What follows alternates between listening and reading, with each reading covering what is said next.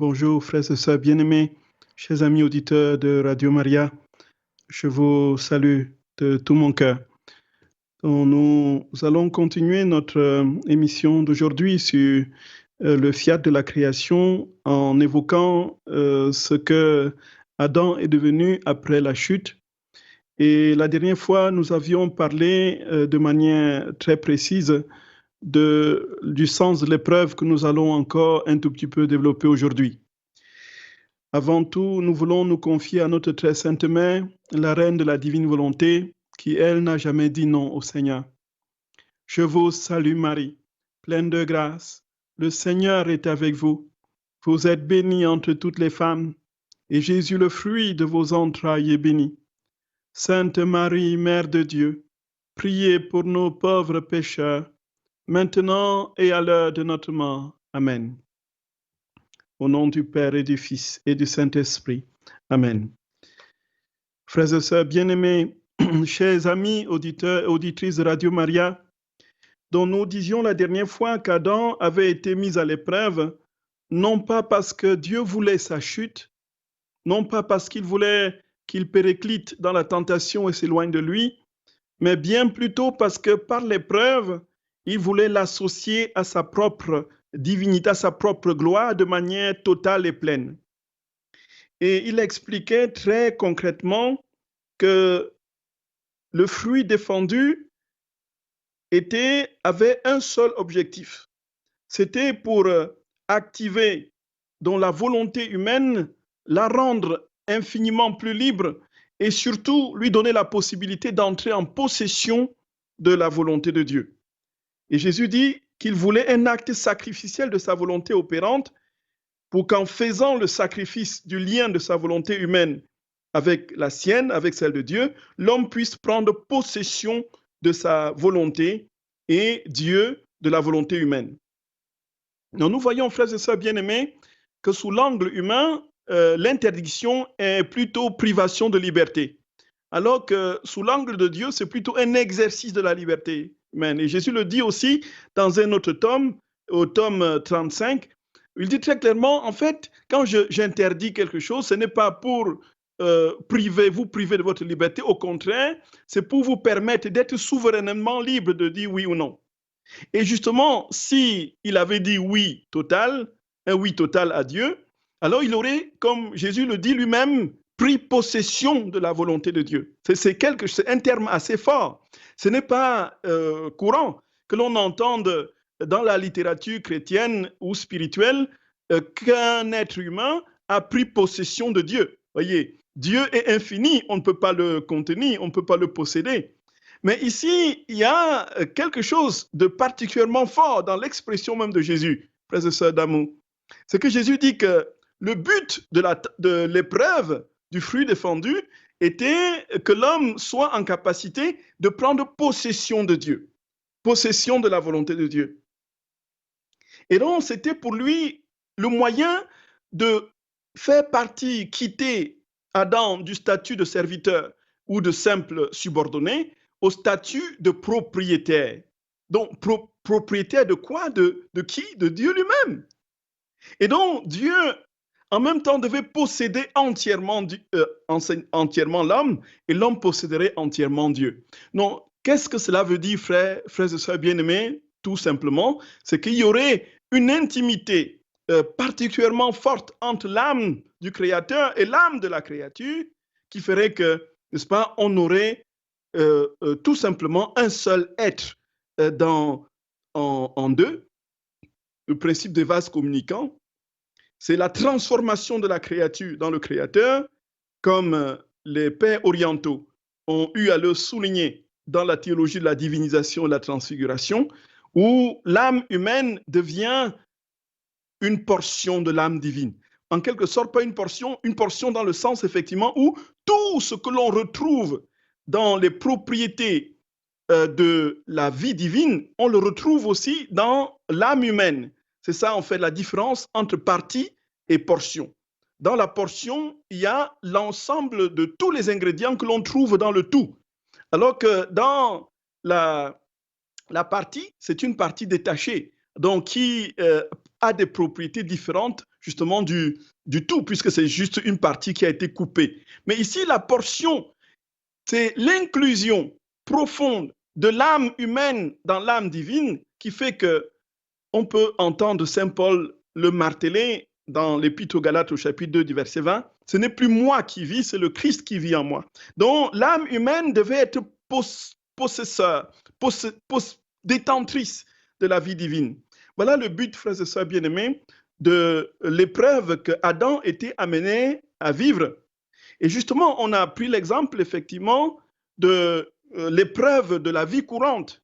Dans tous les exercices, tous les corps de métier, il n'est pas possible de délivrer un diplôme de médecin après tout simplement une audition d'une demi-heure. Ce n'est pas possible. Donc, il faut des années de formation pour entrer, justement, et c'est ce temps d'épreuve qui permet l'acquisition du bien que l'on veut obtenir en définitive, de sorte que le diplôme vienne couronner un ensemble de preuves que l'on a fournies pour dire qu'on est effectivement en capacité d'exercer le métier.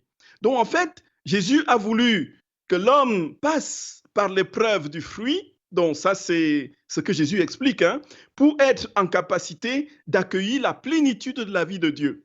Ce que Adam malheureusement a échoué. Il a échoué l'épreuve tout simplement parce qu'il n'a pas dit le oui qui aurait conditionné toute l'humanité à la vie de gloire et à la vie de sainteté d'où nous sommes sortis et qui aujourd'hui nous manque cruellement. Voilà, donc, et Jésus va établir, frères et sœurs bien-aimés, chers amis auditeurs, auditrices, la différence entre l'épreuve qu'il a fait passer à Adam et l'épreuve qu'il a fait passer à Abraham. Et c'est là assez éclairant.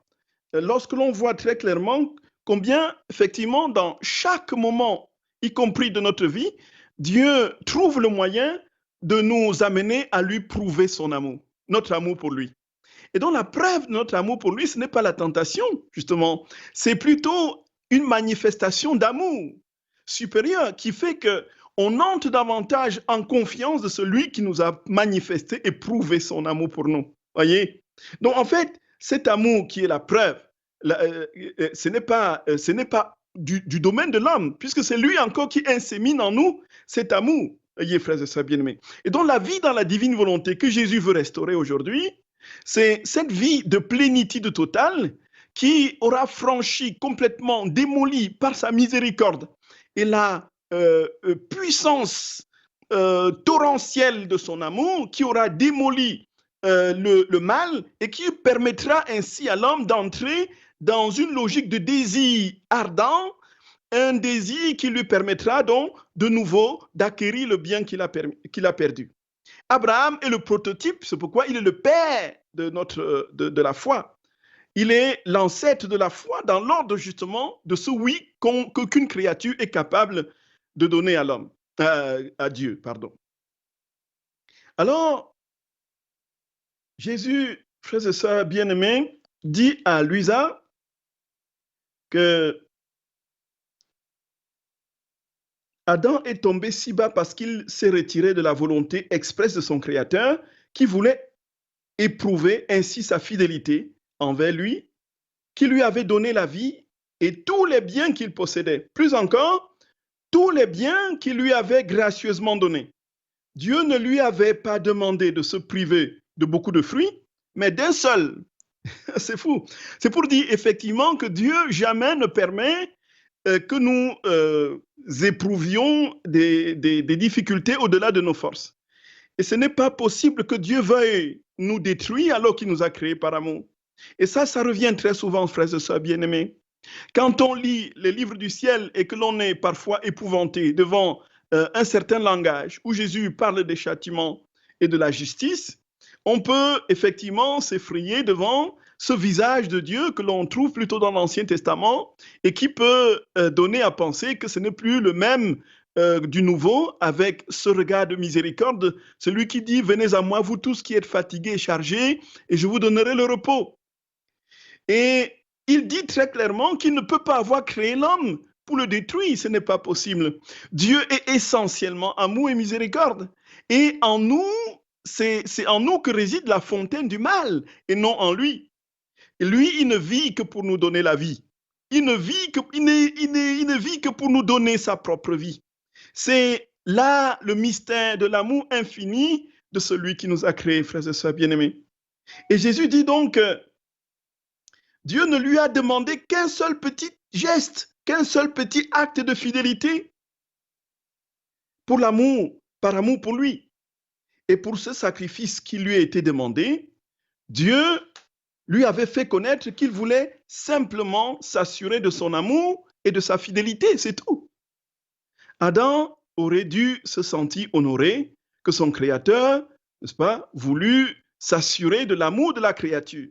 Donc, nous imaginons, frères et sœurs bien-aimés, que nous connaissons justement cette histoire, ce conte de Tagore, qui justement, c'est un riche bardé nous connaissons mieux, vous connaissez peut-être mieux que moi l'histoire. C'est ce riche qui vient à la rencontre d'un pauvre. Ce riche prince bardé d'or, sa calèche est dorée en or massif. Il porte des vêtements d'une rareté tout simplement liée à son rang. Il est infiniment majestueux. Il arrive devant ce pauvre qui lui tend la main. Alors, lui tendant la main, il se dit, voilà, voici mon jour de bonheur est arrivé, je suis devant un prince et ma vie va changer. Et très paradoxalement, le prince qui descend de sa calèche, et c'est lui qui tend la main au pauvre mendiant. Le pauvre mendiant a dans sa besace justement tout ce qu'il a récolté comme blé et justement du fait de sa mendicité depuis le début de la journée. Et donc, il va dépiter de manière complètement désarçonnée et il ne comprend absolument pas ce qui se passe, que ce soit ce prince qui vient lui tendre la main, il va aller dans sa besace, donc sortir, prendre, pour se moquer de lui, prendre un seul petit grain justement de blé. Je ne sais pas si c'était le blé ou autre chose. Alors, le prince qui le remercie s'en va. Et justement, une fois retourné chez lui, le prince qui ouvre, le pauvre qui ouvre sa besace et trouve justement un grain d'or. Donc, qui était justement, vous voyez, ce conte est assez expressif. Jésus demande un petit rien. En fait, le petit rien, bien plus que le prince, il nous demandait justement un seul petit grain de notre volonté, si on peut parler ainsi, pour que la besace de notre vie soit transformée en lingot d'or de sa vie divine. Voyez, c'est ça en fait. La besace de notre pitance soit transformée en or de sa divine volonté. Et justement, l'or et le fil de fer, c'est l'image que Jésus emploie souvent dans le livre du ciel pour parler justement de sa volonté qui est en or et celle de l'homme qui est en fer. Et alors, frères et sœurs bien-aimés, il s'ensuit que Jésus, en demandant à Adam de lui donner un tout petit peu d'acte de fidélité, voulait transformer radicalement, totalement, pleinement sa vie. Alors, il va établir la différence entre l'épreuve d'Adam et celle d'Abraham. Et c'est là que nous comprenons, frères et sœurs bien-aimés, que notre cheminement chrétien et spirituel ne peut aller sans épreuve. Ça, c'est quelque chose de particulièrement constant dans les écrits spirituels en général, et ici, dans le livre de la divine volonté, de manière particulièrement précise. Dieu jamais, jamais ne nous amènera à nous consumer en lui s'il ne procède pas par purification. Et les purifications, justement, sont les épreuves. Et même dans la mystique ordinaire, tel que l'on le définit de manière graduelle, il y a d'abord la phase purgative, où l'âme, au creuset de l'épreuve, va acquérir des vertus nécessaires à l'acquisition de l'état d'union, des états subséquents. Il y a donc la purification de l'âme qui passe naturellement par les épreuves. Et on ne peut pas, même dans le temps de la rédemption, faire l'économie, justement, de ces moments. Et pour ce qui est du temps de l'époque de la sanctification, l'économie n'est pas possible, tout simplement parce qu'un seul sacrifice est demandé, c'est le désir. Désire et tu obtiens, justement, le bien demandé. Désire de toute ton âme le Seigneur et tu obtiens sa vie divine. Et donc, malgré le fait que, frères et sœurs bien-aimés, la divine volonté soit un cadeau, c'est encore accroché à notre libre arbitre, notre capacité de dire oui à Dieu et de lui dire maintenant, donne-moi ce bien. Nous voyons, frères et sœurs bien-aimés, c'est pourquoi il y a ce désir, cette divine attitude qu'il permet à l'âme complètement ciselée à la grâce de s'ouvrir à ce cadeau. Il y a donc un désir ardent que l'âme doit manifester pour obtenir ce cadeau. Et donc l'épreuve permet justement à l'âme d'être le réceptacle pur, n'est-ce pas, désencombré de tout ce qui peut empêcher la vie divine de la saisir, pour qu'elle soit effectivement en capacité d'accueillir Dieu, le Dieu 3 fois saint. Sachant que dans la divine volonté, il s'agit de la Trinité qu'il faut accueillir. Il ne s'agit pas simplement d'un attribut de Dieu qu'il faut obtenir. Il s'agit de Dieu dans sa substance pleine, réalisant en nous une intimité substantielle qui fait que l'âme de Dieu se mire dans la nôtre et la nôtre dans la sienne. Voyez, frères et sœurs bien-aimés, voyez ça, chers amis auditeurs, auditrices. Et Jésus va dire, voici ce qui s'est passé avec Adam, et voici la comparaison et le parallèle que je fais avec ce qui s'est passé avec Abraham. Alors, il le dit à Luisa au tome 21 du 15 août 1927. Je poursuivais ma ronde dans la suprême volonté et comme j'avais offert les premiers actes d'Adam alors qu'il possédait l'unité avec la volonté suprême, afin de pouvoir m'unir moi aussi à ces actes parfaits qu'il accomplissait dans la création, et comme j'étais ensuite allé m'unir à l'héroïsme d'Abraham, je me disais, quelle divine sagesse! On dit seulement d'Adam qu'il fut le premier homme créé par Dieu, mais il a péché et plongé la famille humaine dans le labyrinthe de tous les maux. Et rien d'autre n'est dit sur lui durant de nombreuses années de sa vie. Notre Seigneur ne pouvait-il pas revenir pour le soumettre à une autre épreuve et lui demander un autre sacrifice pour mettre sa fidélité à l'épreuve?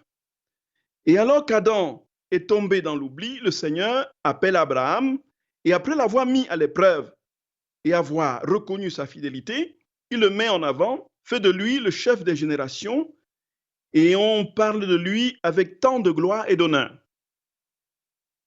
Donc j'étais en train de penser cela lorsque mon Jésus se manifesta en moi et me dit, ma fille, telles sont les dispositions de mon infinie sagesse. C'est ma façon habituelle d'agir lorsque, si je demande un petit sacrifice d'une créature pour son bien et qu'elle me le refuse avec ingratitude, je ne veux plus lui faire confiance. J'abandonne mes desseins de l'élever à de grandes choses et je la laisse telle une créature tombée dans l'oubli que personne ne va désigner du doigt à cause de ses grandes œuvres ou de son héroïsme, que ce soit pour Dieu, pour elle-même ou pour les gens. Tu dois alors distinguer ce que je voulais dire d'Adam. Le petit sacrifice de se priver d'un fruit, il ne me l'a pas accordé. Comment pouvais-je lui faire confiance et lui demander un plus grand sacrifice? Par contre, je n'ai pas demandé à Abraham de faire le sacrifice d'un fruit, mais j'ai commencé par lui demander de se rendre dans une terre étrangère où il n'était pas né. Et il obéit promptement. J'ai voulu alors lui faire confiance davantage. Je lui ai prodigué de grâce et je lui ai demandé le sacrifice de son fils unique afin qu'il aimait plus que lui-même. Il me le sacrifia promptement. Je savais alors qu'il en était capable et que je pouvais lui faire confiance. Je pouvais tout lui confier. On peut dire de lui qu'il a été le premier réparateur à qui le sceptre du futur Messie a été confié et par conséquent, je l'ai élevé à la tête des générations au plus grand honneur aux yeux de Dieu, ainsi que des siens et des peuples. Voyez, frères et sœurs bien-aimés, nous voyons que ici, Jésus dit très clairement que dans l'épreuve d'Adam, chaque épreuve surmontée lui procurait un surcroît de grâce, un surcroît de vie, un surcroît de puissance, d'honneur et de gloire. Et nous pouvons donc comprendre dans l'Écriture, justement, quand Saint Paul dit dans l'Épître aux Romains, au chapitre 5, du verset 5, « Je me réjouis des souffrances que j'endure pour vous, car les souffrances produisent en nous la patience, la persévérance. La persévérance, la victoire dans l'épreuve. La victoire dans l'épreuve, l'espérance. Or, l'espérance ne trompe pas, parce que l'amour de Dieu a été gravé dans nos cœurs par le Saint-Esprit qui nous a été donné. » Nous voyons, frères et sœurs bien-aimés, nous voyons que tout commence par une petite épreuve et s'achève par le don de la vie divine dans sa totalité et sa plénitude. Ça, c'est la manière de Dieu de procéder. Il explique, chaque fois qu'Abraham a fait un pas supplémentaire dans la confiance, Dieu a multiplié dans la catégorie qui est la sienne, c'est-à-dire à l'infini, la confiance en Abraham. À chaque épreuve surmontée, la confiance double d'infinité. Oh, c'est fou, mon Seigneur, mon Jésus. Qu'est-ce que tu es bon, Jésus d'amour. Qu'est-ce que tu es bon. Qu'est-ce que nous sommes, frères et sœurs bien-aimés, très frileux, et moins de trucs. Nous croyons que c'est la fin du monde, nous nous lamentons, nous gémissons en n'en plus finir. Un mal d'orteil nous met dans des situations incontrôlables, tout simplement parce que nous avons le sentiment que nous sommes abandonnés de Dieu, alors que c'est au creuset de l'épreuve que Dieu nous élève de confiance en confiance jusqu'à la plénitude de sa vie, jusqu'à la communion parfaite avec sa gloire, sa vie divine et sa sainteté. En fait, chaque épreuve nous rapproche toujours plus du banquet trinitaire, du banquet de la Trinité. À chaque épreuve surmontée, notre place est toujours plus grande et préparée infiniment, de manière infiniment plus belle à côté des trois personnes divines. Frères et sœurs bien-aimés, jamais ne pensons que Dieu nous abandonne. Et si nous n'étions pas arrivés à ceci avec Adam, nous serions, frères et sœurs bien-aimés, dans une contemplation continuelle du visage du Seigneur. Jésus continue en disant, « La même chose se produit dans toutes les créatures.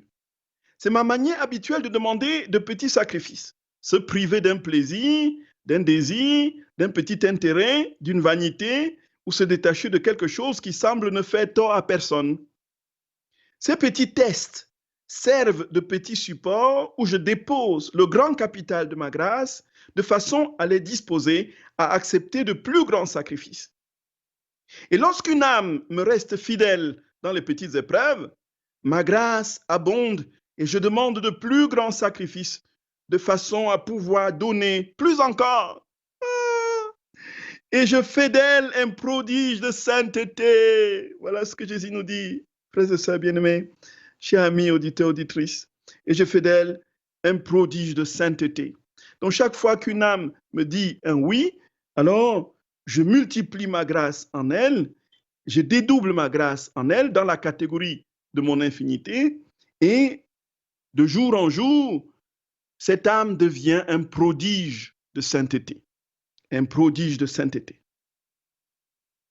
Et Jésus qui dit combien de sacrifices commence par un petit combien de sainteté, commence par un petit sacrifice.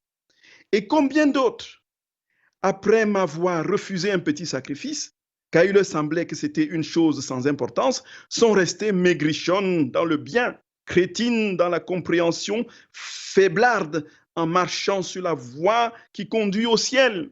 Frères et sœurs bien-aimés, Jésus ne nous demande pas de déplacer les montagnes. Vous avez tout compris, frères et sœurs d'amour.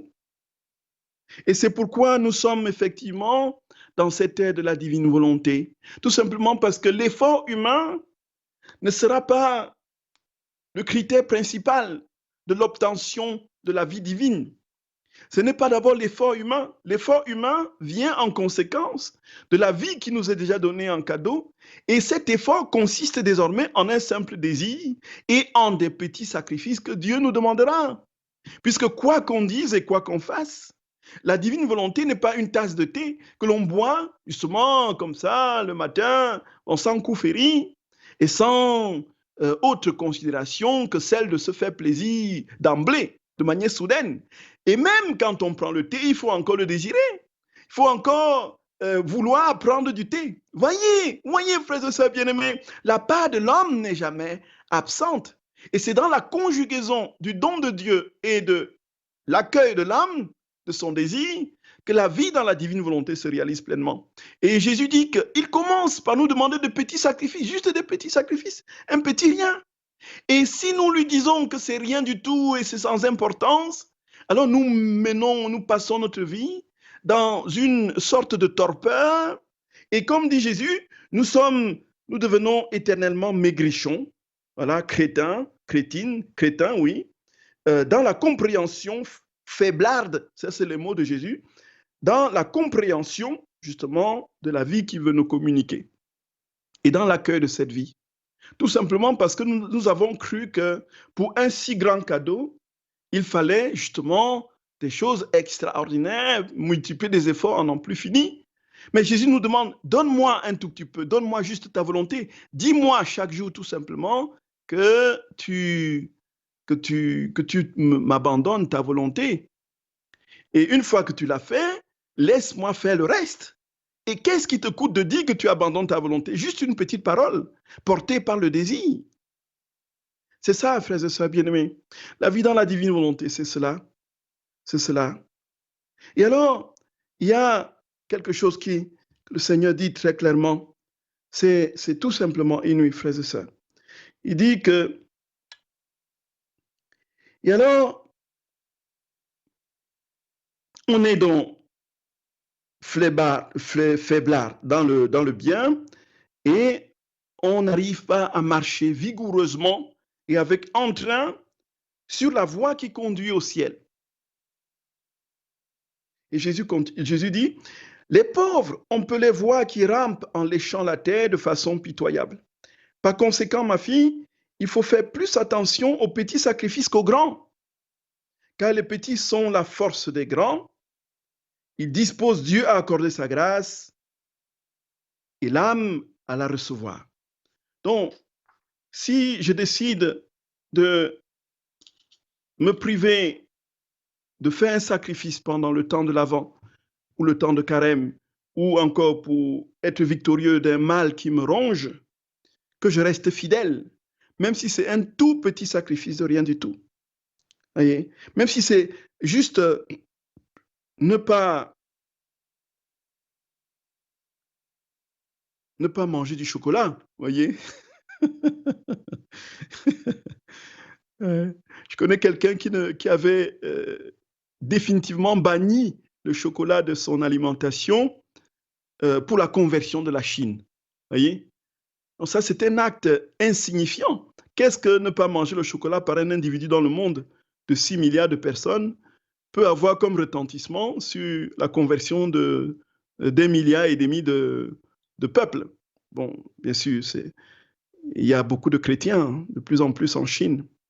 Mais nous voyons, frères, ça peut paraître insignifiant. Pourtant, Jésus dit, si tu prends la résolution de faire un petit sacrifice, fais-le jusqu'au bout et reste-y fidèle. Ne fais pas aujourd'hui 1 tonne et demain, 3 jours, tu te reposes. Voyez? C'est dans les petites choses que Dieu forge sa vie en nous. Oui, cher Jérôme. Et nous avons 2 auditeurs en attente pour des questions. Tout à fait, oui. Vous les prenez maintenant? Oui, tout à fait, oui. Alors nous accueillons tout de suite d'abord en premier Christian. Christian, vous êtes à l'antenne. Oui, bonjour Père. Bonjour. Je vous remercie parce que tout ce que vous dites et tout ce que nous vivons dans la divine volonté, c'est vraiment, je dirais je choisis le mot épanouissant. Tout à fait, et tout à fait. Ma question est quelque chose qui me pose un problème, c'est comment intégrer les 2 récits de la Genèse quand on parle de Dieu fit l'homme mâle et femelle, qui fait référence à toute cette dimension charnelle, animale, et de cette dimension de l'homme qui est une réalité. Et puis le deuxième récit de la Genèse où on parle de Adam et Ève, le souffle de Dieu, masculin et féminin, qui est, me semble-t-il, d'un autre ordre. Comment concilier les deux? Effectivement, c'est un débat qui agite le monde de l'exégèse. Effectivement, cette question d'un double récit de la création. Donc, je dis que c'est un débat qui agite, du moins, le monde de l'exégèse, la question déjà de l'existence d'un double récit de la création et justement le contenu de ces récits. Mais pour ce qui est de la création de l'homme et de la femme, il n'y a pas de dichotomie. Je veux dire, il n'y a pas de contradiction à ce que Dieu ait créé l'homme et la femme d'un côté, et puis qu'il leur ait donné son souffle, voyez, par la suite. Donc, le souffle de Dieu, en fait, c'est ce qui fait l'unité de la condition de la réalité humaine, ce qui lui donne vie, ce qui l'amène à l'existence. Donc, de simple poussière qu'il est, il acquiert une vie qui est semblable à celle de Dieu, avec toutes les prérogatives et tous les attributs de son âme, n'est-ce pas? Et naturellement, comme nous l'entendons dans les réflexions que Jésus fait à Luisa Picaretta, il investit l'âme humaine de sa propre vie en investissant son intelligence par le Fils, une manière de parler, sa volonté par le Père et sa mémoire par le Saint-Esprit. Donc cette vie divine est communiquée justement au deuxième récit avec le souffle qui est insufflé dans les narines justement de l'homme fabriqué de la glaise et qui, de ce fait, lui communique sa vie. Donc, de ce point de vue, il n'y a pas de contradiction comme telle. Le débat sur les deux récits porte sur autre chose. Voyez, c'est sur l'origine et quel est le récit en fait qu'il faut prendre en compte. Toujours est-il que Jésus, dans le livre du ciel, parle justement de la création d'Adam comme personne qui est sortie de lui et qui a reçu sa vie pleine. Et moi, c'est ce qu'on voit dans le récit, le deuxième surtout, où Jésus souffle sa vie dans la glaise qu'il forme et qui devient justement un homme, et du côté duquel il sort la femme, Ève, Isha, pour en fait sa compagne, avec qui justement ils sont appelés à gouverner sur la réalité du monde et être les rois de la création. Voilà. Du moins, pour ce qui est de l'aspect que vous évoquez, il y a moins de problèmes là-dessus plutôt que sur d'autres problématiques encore. Donc le fait que oui, Dieu... Excusez-moi, Père. Excusez-moi. Ça me fuit. Oui, l'idée que je m'en fais, c'est que ce qui est sorti du sein du Père, c'est une semence d'homme, comme on sème une semence de plante, une image. Et que, eh bien, au fil du temps et en fonction de sa croissance, elle rencontre une élévation au-dessus de la terre. Enfin, elle sort de la terre, au-dessus de la terre, et puis jusque dans les cieux. Et que cela correspondrait un petit peu à l'homme qui reçoit une dimension relative à la terre dans mâle et femelle et les filles. Et puis quand il sort de la terre, eh bien il rencontre l'air, les racines, les branches, les feuilles et une autre dimension. Et à ce moment, il reçoit une autre impulsion, un autre souffle qui lui permet d'aller encore un peu plus haut. D'une certaine manière, c'est un petit peu comme cela que moi j'essaye d'intégrer les choses sans les opposer, mais je ne sais pas si... Disons que il n'y a pas... C'est juste, et je voudrais savoir c'est quand dit Jésus, s'il en parle à Louisa. Oui, dans les écrits du ciel, il n'y a pas cette progression que vous évoquez, voyez. Il n'y a pas eu un temps où l'homme était inférieur à l'état de parfaite union. Le seul moment où on attend justement une certaine progression, un saut qualitatif qui l'engloutirait et l'ensevelirait désormais définitivement dans la vie de Dieu, c'est l'épisode dont nous parlons aujourd'hui, de l'épreuve du fruit défendu. Vous voyez, c'est en ce moment qu'on peut comprendre un saut qualitatif parfait qui ferait quitter Adam de la condition de serviteur et à la condition de maître avec Dieu, qui est son possesseur, et lui aussi, inversement, son propre possesseur. Donc, c'est ce moment-là particulièrement. Dans cette évolution, dans la glaise, bien sûr, il est homme, et une fois qu'il reçoit le souffle de Dieu, c'est la totalité, la plénitude de vie. Donc, étant terre, ce n'était pas Adam. Adam n'était pas... Et c'est quand le souffle rentre dans la terre que Adam devient homme. Voyez, qu'il devient donc, d'une manière totale, dans un donné immédiat, reçoit tous les attributs de Dieu, tels qu'il le décrit à Luisa Picaretta.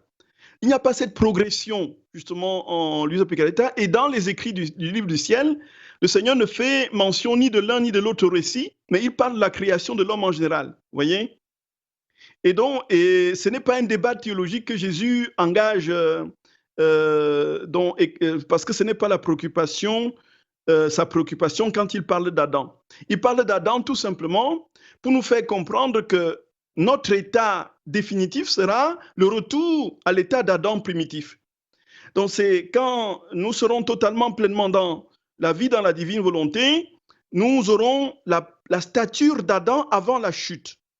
Et donc, qui était Adam avant la chute? Adam était celui qui était en Dieu, qui avait le don, les prérogatives infinies de la fécondité divine, de la bilocation, de sa sainteté, de son infinité tout aussi, ce que Marie, elle a conservé tout simplement parce qu'elle n'est pas sortie du giron de la volonté de Dieu, elle n'a jamais dit non à Dieu.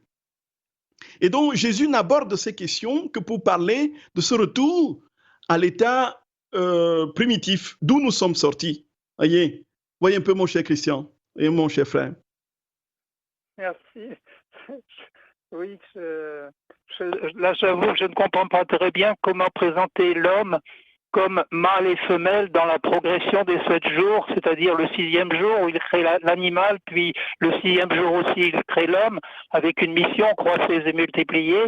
Et puis, les plantes, tout ça, c'est disposé pour le faire vivre. Alors que dans le deuxième récit de la génération, il crée Adam et Ève, alors qu'il n'y a rien pour le nourrir. Les plantes, les animaux, etc., tout ça ne sont pas encore là. Dans ce jardin d'Éden, il n'y a pas de nourriture. Ce n'est qu'après qu'il dans ce deuxième récit. Là, c'est encore un autre aspect que vous abordez là. On est déjà à 3 éléments de débat depuis qu'on parle. Donc le troisième aspect, effectivement, que vous abordez là maintenant, Jésus en parle dans les livres du ciel. Voyez. Donc, en fait, si le premier récit de la création n'a pas parlé d'abord de tout ce qui a été créé avant, ce n'était pas parce que ça n'a pas été fait. Si le deuxième récit le fait, effectivement, c'est bien parce que, et ça, c'est Jésus le dit très clairement, il dit que, et ça, c'est ce que certains scientifiques aujourd'hui honnêtes peuvent découvrir dans le déroulement et la dynamique du cosmos, le principe anthropique. C'est-à-dire que tout, de l'infiniment petit à l'infiniment grand, a été créé en vue de l'homme. Donc l'homme est le sommet de la création. Et Jésus dit effectivement qu'il a créé toutes choses en vue de l'homme. Il dit ça à Luisa, oui. Que l'homme, l'homme a été ce pourquoi, effectivement, il a créé toutes choses. Et c'est ce qui rejoint justement cette maxime de Saint Thomas, n'est-ce pas, ce qui est premier dans l'ordre de l'intention et dernier dans l'ordre de l'exécution. Ça veut dire quoi? Ça veut dire que le but de Dieu, ce qui était premier dans son intention, c'était l'homme. Et l'homme est venu en dernier, pourquoi? Parce qu'il fallait créer toutes choses auparavant pour qu'il puisse vivre. Sinon, il n'aurait pas survécu. Voyez un peu. Et Jésus dit effectivement dans un passage bien ciblé que comment voulais-tu, si je n'avais pas créé le ciel, si je n'avais pas créé le soleil, les plantes, la terre, de l'eau, comment l'homme aurait-il pu survivre? Voyez, Jésus le dit très clairement, mon cher Christian. Voyez un peu. Et donc, effectivement, l'homme est au bout de la chaîne de la création, non pas parce qu'il est l'émanation de la réalité créée, mais c'est parce qu'il a été projeté au centre, au sommet de la création par pur amour. Voyez un peu. Il n'y a pas quelque chose de l'ordre d'une évolution chez lui qui progressivement là, fait partie de la simple matière et progressivement de conscience en conscience, il est devenu homme et a acquis les attributs de Dieu. Donc, dans la théorie de la création, Dieu a créé l'homme en dernier. Effectivement, il a créé de manière parfaite en dernier. Voyez, il n'y a pas eu un embryon d'homme qui était un lézard, voyez un peu ça. Donc, sinon, il n'y aurait pas eu de communication entre l'âme de Dieu et l'âme de la créature, puisque Dieu, il créa l'homme à sa ressemblance et à son image. Voyez, Christian, créa l'homme à son image et à sa ressemblance. Nous ne pouvons pas être à l'image et à la ressemblance de Dieu, privés de liberté, ou tout simplement une grenouille, ou un truc. En tout cas, je vous remercie, Père, et je vais continuer à réfléchir. Tout à fait, mon Merci. Et à accueillir la grâce. Merci, Christian. Merci, Père. Amen. Voilà, Père Gabriel-Marie, nous avons également Françoise. Françoise, vous êtes à l'antenne. Oui, vous m'entendez? Voilà, oui, très on bien. vous entend, oui. Très bien, On vous Françoise. entend. Alors, Père, moi, je suis débutante depuis 2 ans. Oui, Alors, j'aimerais bien vivre de la divine volonté, mais je vous avoue, en parlant grossièrement, que je n'y comprends rien. oui, Et tout à fait. je ne vous ai jamais entendu, je préfère vous développer un peu plus, je n'ai jamais écouté que le Père Duthène. Hein, vous, je ne vous connaissais pas. Et là, j'ai entendu pas de divine volonté. Je dis, chouette, peut-être que présenter autrement, je vais mieux comprendre. Ce que je ne comprends pas, parce que le Père Duthène parle de sainteté nouvelle, d'une forme de sainteté nouvelle, c'est quand je vois la vie de Marthe Robin, de Thérèse de Lisieux, de Padre Pio et d'autres, je ne vois pas de différence du tout. Ils sont, pour moi, dans la divine volonté. Oui, oui. Et au cours de ma journée, j'essaie d'être présente à la présence de Dieu en moi, vous voyez, de faire avec lui, mais je n'y passe pas tout le temps, parce que quand je suis plongée dans ce que je fais, et puis le soir, je offre ma journée. Mais je ne comprends pas ce qu'est la divine volonté, selon Luisa Picaretta. Oui, ma chère Françoise, bien-aimée. Vraiment, c'est une question pertinente, et c'est d'ailleurs une question qui est très fréquemment posée. Alors, quelle est la différence entre la sainteté ordinaire, la sainteté des autres saints et la sainteté dans la divine volonté? Et donc, Jésus va effectivement établir une comparaison très précise entre ces deux formes de sainteté. Donc, dans la sainteté ordinaire, c'est l'homme qui agissait, qui travaillait, qui vivait ce qu'il voulait, ce qu'il pouvait vivre selon ses propres forces pour pouvoir acquérir une certaine communion avec Dieu qui était justement un état d'union. Saint Paul, Padre Pio, Sainte Thérèse de l'Enfant Jésus, Saint Jean de la Croix. Sauf que tous ceux-là, justement, qui ont atteint des sommets dans l'ordre de la sainteté, ils sont encore capables de dire avec Paul qu'il y a en eux un poids qui les tire vers le bas. Un poids qui les tire vers le bas. Le bien qu'ils veulent faire, Romains au chapitre 7, ils ne le font pas. Le mal qu'ils ne veulent pas faire, ils le font. Alors, il y a donc encore en eux, vous voyez, c'est Saint Paul, ma chère Françoise bien-aimée. Saint Paul qui a créé, je suis là, oui. Qui est à l'origine du christianisme, si on tient ce discours théologique, qui est à l'origine du christianisme dans le sens où c'est lui qui a véritablement posé les fondations doctrinales de la vie chrétienne, de la théologie chrétienne. C'est lui. Alors c'est lui qui dit que ce qu'il veut faire, il n'arrive pas à le faire, parce qu'il y a en lui un poids qui le tire vers le bas. Donc, qui me délivrera de ce corps qui me voue à la mort? Or, dans la sainteté, dans la divine volonté, ce n'est plus, il est capable aussi de dire, ce n'est plus moi qui vis, c'est le Christ qui vit en moi, mais il n'y a plus une double volonté. Jésus donne l'explication en disant qu'il faut faire la différence entre faire la volonté de Dieu et vivre dans la volonté de Dieu.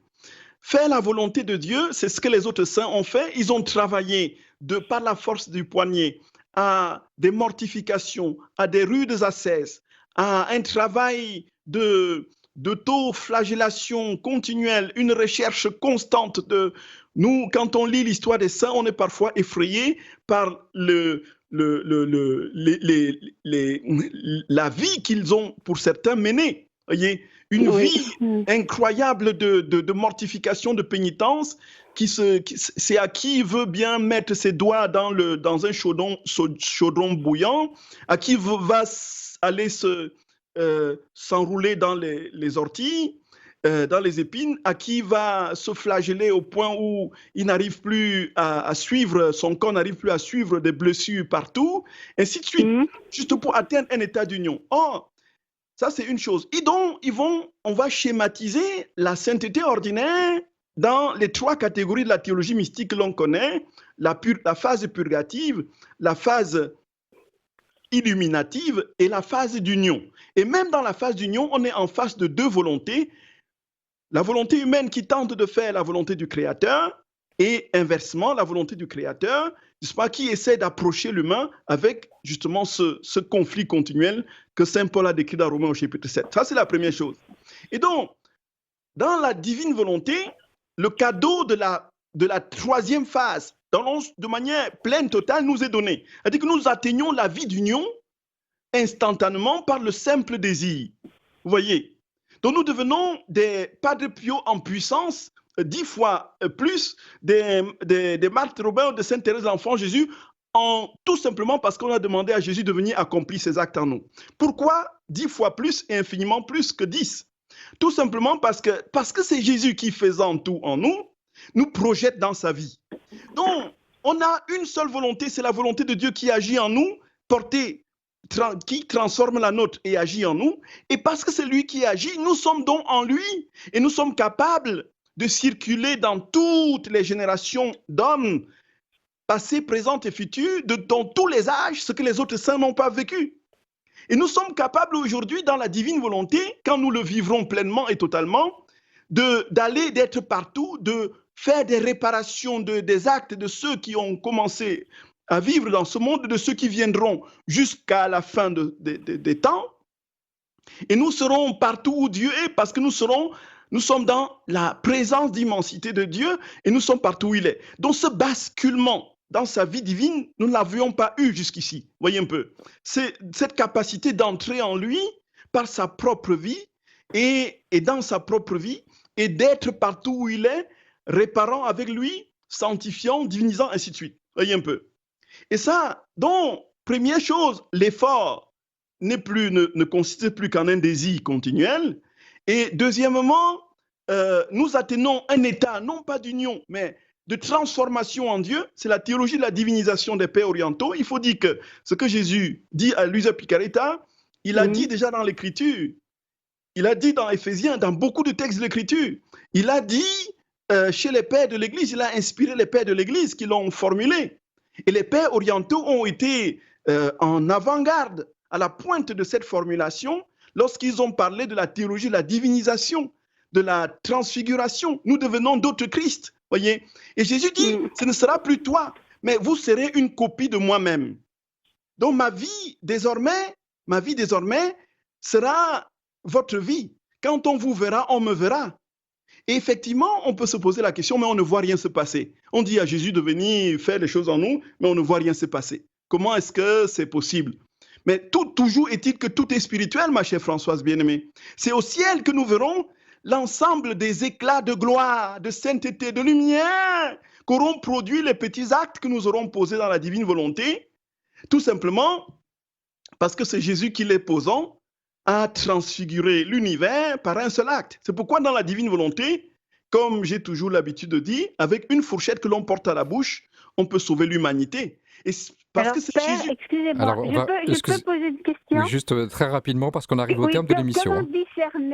Comment discerner que c'est Jésus qui agit en moi et que c'est pas moi toute seule qui fait ma propre volonté? On le lui demande, ma chère Françoise bien-aimée. On lui demande. On dit, Jésus, viens faire en moi, viens parler en moi, viens travailler en moi, viens écrire en moi. Avant de faire cette émission, j'ai dit à Jésus, Jésus, viens parler en moi. Bon, au ciel, je verrai ce qu'il a fait dans les âmes, dans l'univers entier, dans tous les âges, depuis la création jusqu'à la fin du monde, ce qu'il a fait dans les âmes à partir d'une simple parole qu'il a prononcée en moi. Mais il faut s'assurer que nous sommes en état de grâce, parce que le péché mortel ou véniel n'est pas compatible avec la vie divine en nous. Si nous sommes dans un état de péché continuel, il est impossible que Dieu vienne s'incarner dans la crasse. C'est lui-même qui le dit, dans la crasse et dans la boue du péché de l'homme. Voyez. Donc maintenant, une chose est le discernement. Comment savoir que telle chose est de la volonté de Dieu ou pas? Là, c'est autre chose. Ça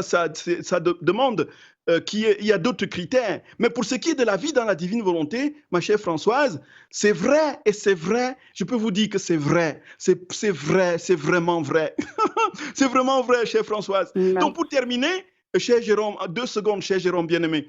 Donc, pour terminer, chère Françoise, vous voyez, Saint Annibal Maria di Francia, qui était le confesseur de Louisa, le confesseur extraordinaire, le censeur ecclésiastique, une fois après sa mort, est apparu à Louisa. Et il a dit, regarde, il était bardé de 1000 soleils de gloire. En fait, il était bardé de lumière. La lumière l'ensevelissait et puis il était irradiant de vie divine. Vous voyez, cher François. Oui. Alors il dit, regarde, ça, ce sont des actes que j'ai posés dans ma vie, dans la divine volonté. Ce sont des actes que j'ai posés dans ma vie, dans la divine, qui m'ont précédé et qui ont été, parce que c'est Jésus qui les avait posés, ça suscite maintenant en moi, dans cette vie céleste, des quantités infinies de gloire et de lumière, vous voyez? Sans compter les réverbérations dans les âmes des créatures depuis le début jusqu'à la fin. C'est ça, en fait, dans la vie divine, on entre au ciel. On entre au ciel. C'est le ciel sur la terre. Voilà. Voilà. Tout simplement. Merci, Père. Merci à tous les deux. Merci. Merci, Jérôme. Merci, François. Merci beaucoup, cher Jérôme. Merci. Merci beaucoup, Père Gabriel Marie. Voilà, je suis obligé de rendre l'antenne. Merci infiniment et à très bientôt sur l'antenne et au mois prochain, Père. Merci beaucoup, mon cher Jérôme. À très bientôt, mon cher Jérôme. Merci, Père. Au revoir. Ouais.